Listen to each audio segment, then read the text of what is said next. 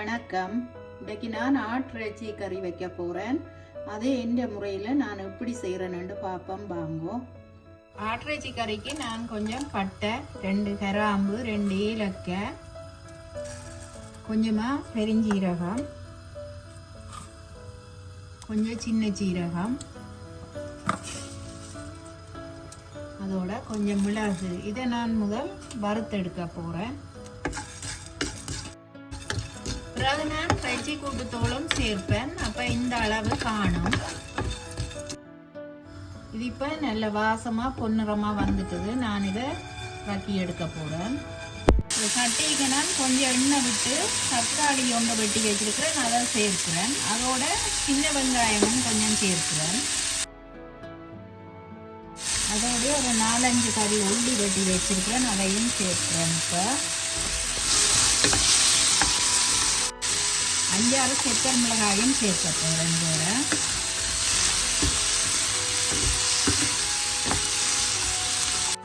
நான் இந்த வெங்காயம், தக்காளி, செத்தல் மிளகாய் நெடுகலும் கறிகளுக்கு அரைச்சி சேர்க்கிறேன். நான் ஏனென்றால் கறி கொஞ்சம் திக்காயும் டேஸ்டாயும் இருக்கிறதுக்காண்டித்தான் நான் இப்படி செய்கிறேன். நான் ஊர்லேண்டா நாங்கள் நிறைய தேங்காய் பால் சேர்த்து செய்கிற நாடி கறி திக்காக இருக்கும். இங்கே நாங்கள் தண்ணி தான் கூடுதலாக பாவிக்கிறோம் கறிகளுக்கு. அப்படி என்ற நாடி நான் இந்த தக்காளி வெங்காயம் அதுகளை கொஞ்சம் அரைச்சி சேர்க்கிறேன் நான் கறிக்கு. இந்த தக்காளி வெங்காயம் செத்தல் மிளகாய் வதங்கினது காணும். அதோட நான் இந்த முதல் வறுத்தெடுத்த மிளகு பெருஞ்சீரகம் அதுகளையும் சேர்த்து அரைச்சி பேஸ்ட்டாக எடுக்க போகிறேன். நான் இப்போ ஒரு சட்டி அடுப்பில் வச்சு இந்த கழுவி எடுத்த இறைச்சியை இதுக்குள்ளே சேர்க்கிறேன். அதோட மஞ்சள் தூளும் கொஞ்சமாக கல் உப்பும் சேர்க்க போகிறேன். அதோட ஒரு சின்ன கரண்டியால் கொஞ்சம் இஞ்சி பேஸ்ட்டும் சேர்க்கிறேன்.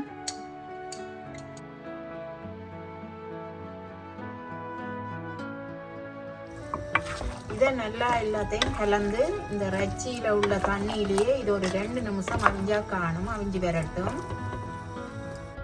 மூடி அவிய விடுவோம். இந்த கறியை வைக்கிறதுக்கு நான் ஒரு சட்டி அடுப்பில் வச்சு கொஞ்சம் சன்ஃப்ளவர் ஆயில் சேர்க்கிறேன்.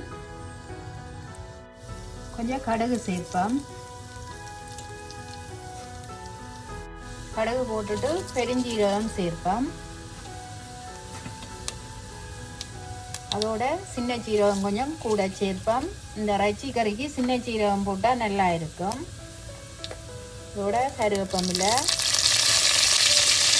ரம்பையில்,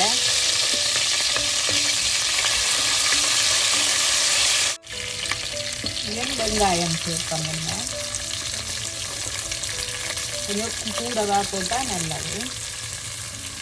அதோட ஒரு 2-3 பச்சை மிளகாய் கீறி வச்சிருக்கிறேன், அதையும் சேர்ப்போம். வதங்கட்டும் நல்லா. இதோட வெட்டி வச்சிருக்கிற உள்ளி சேர்ப்போம்.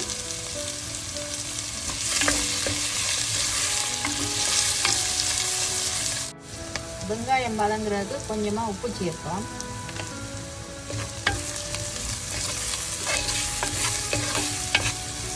இந்த வெங்காயம் வதங்கி கொண்டு வர ஒரு கரண்டி இஞ்சி இடித்தது சேர்க்கிறேன்.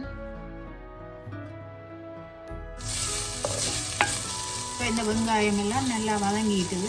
இனிமேல் நான் இதோட ஆட்டிறைச்சியை சேர்க்க போகிறேன்.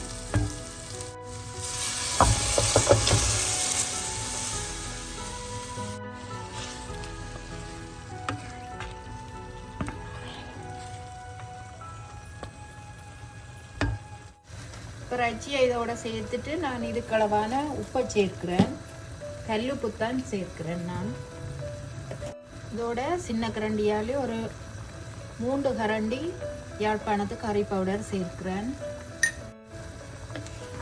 இது எல்லாத்தையும் நல்லா கலந்து முதல் கொஞ்ச நேரம் அவிய விடுவோம்.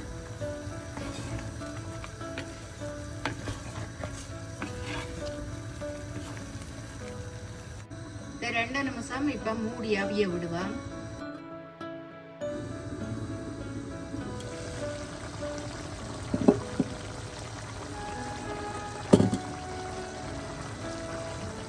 இப்போ நான் ஒரு உருளைக்கிழங்கு கொஞ்சம் பெரிய குண்டா வெட்டி வச்சிருக்கிறேன், அதை இதோட சேர்க்கிறேன்.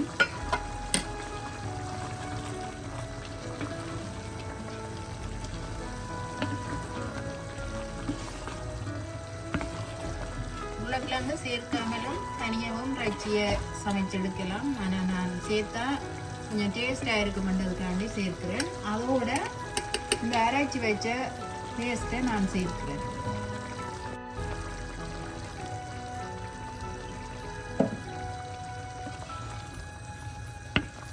சேர்த்துட்டு எல்லாத்தையும் நல்லா கலந்து இதுக்களவான தண்ணியையும் சேர்த்து நான் அவிய விட போகிறேன். இந்த இறைச்சி உருளைக்கிழங்கு எல்லாம் அவிய வேணும். அதுக்களவான தண்ணியை நான் இப்போ சேர்க்கிறேன்.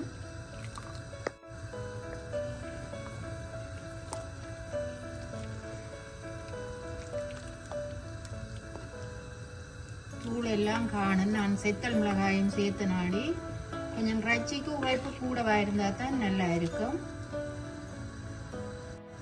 இதை மூடி அவிய விடுவோம்.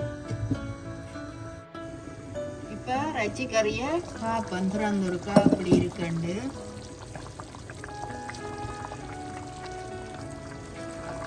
இந்த நேரத்தில் உப்பையும் பார்த்து காணாட்டி கூடணும்.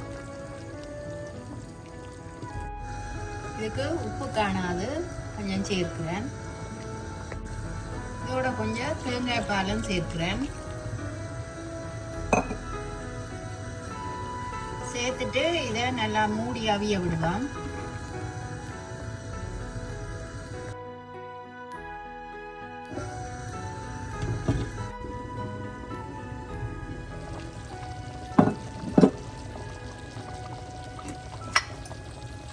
இப்போ நான் இறைச்சி சிறகு பவுடர் சேர்க்கிறேன்.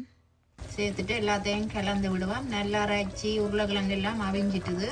நான் கொஞ்சம் தண்ணியாக தான் குழம்பராக்கி எடுக்க போகிறேன். ஏனண்டா சோறோட சாப்பிட்ற நாடி இப்போவே நல்லா திக்காயிட்டுது. மூடி விடுவோம் இதை.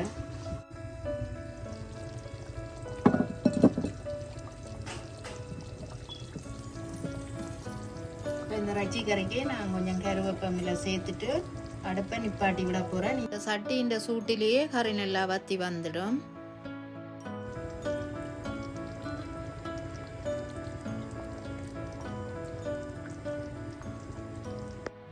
இப்போ இந்த இறைச்சி கறிக்கு நான் தேசி புளி சேர்க்க போகிறேன்.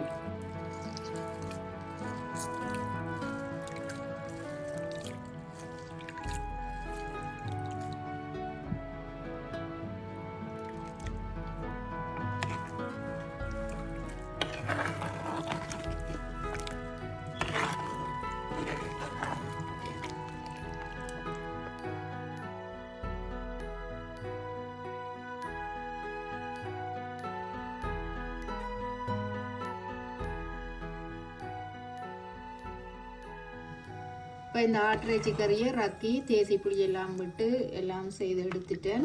இதுக்கு உப்பு உரைப்பு எல்லாம் புளியெல்லாம் வடிவாக காணும். நல்லா திக்காக வந்திருக்குது. நான் செய்த இந்த முறை உங்களுக்கு பிடிச்சிருந்தா எங்களோட சேனலுக்கு ஆதரவை தாங்குவோம். நன்றி.